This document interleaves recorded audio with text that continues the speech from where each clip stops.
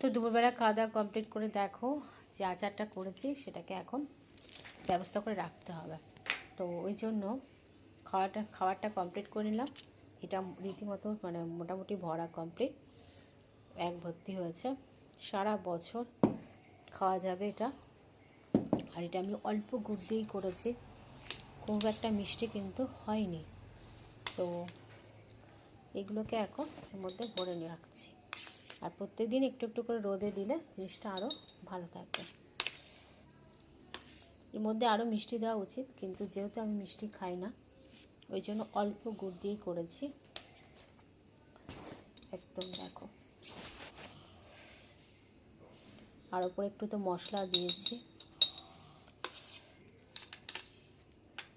এর আগে একদিন করেছিলাম, তো সেটা শেষ হয়ে গেছে। আজকে প্রায় 1 কেজির মতন আমলকির আচার করে রাখলাম, যাতে এটা সারা বছর চলে।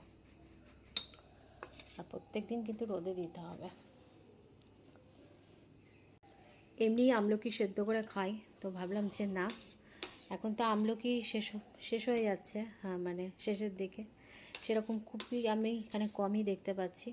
তো যাই হোক, কালকে দেখতে পেয়েছিলাম অনেকটা আমলকি, প্রায় 1 কেজির মতন আমলকি কিনে নিয়ে এসে আজকে আচারটা করে নিলাম।